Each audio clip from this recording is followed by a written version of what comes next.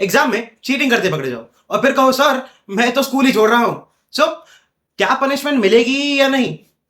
कुछ ऐसा ही सवाल हमारे इंडिया के पार्लियामेंट के सामने भी है। तो एक हाई कोर्ट के जज के घर से काफी ज्यादा जले हुए बंडल्स मिले, इंक्वायरी हुई, इन्वेस्टिगेशन हुई और उसके बाद पार्लियामेंट ने इंपीचमेंट की तैयारी करी। लेकिन उसके बाद जज ने क्या कहा कि मैं तो रेजिग्नेशन दे रहा हूं। इट्स जस्ट लाइक कि मैं अगर स्कूल में कुछ करते हुए पकड़ा जाऊं और उसके बाद मुझे पनिशमेंट मिले तो आप सीधा स्कूल के प्रिंसिपल को कहो I am leaving your school.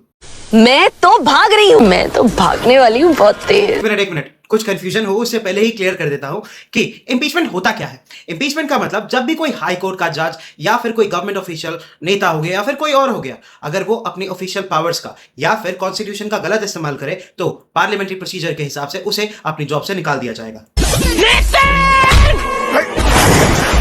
कहानी में ट्विस्ट, इंपीचमेंट कोई इतना आसान केस नहीं है। लोकसभा, राज्यसभा दोनों के अंदर स्पेशल मेजॉरिटी होनी चाहिए, उसके बाद जाकर के आप उस जज को उसकी पावर से रिमूव कर सकते हो। इंडिया की 78 ईयर्स की हिस्ट्री के अंदर आज तक ऐसा कभी नहीं हुआ। तो अब है एक मेजर सवाल, अगर इंपीचमेंट से पहले ही जज रेजिग्नेशन दे दे तो क्या पार्लियामेंट कुछ कर सकता है या फिर रेजिग्नेशन के बाद उसके पास कोई होप नहीं? मैं क्या करूं, हो गया। तो अब है हमारे स्पीकर साहब यानी कि मिस्टर ओम बिरला की एंट्री।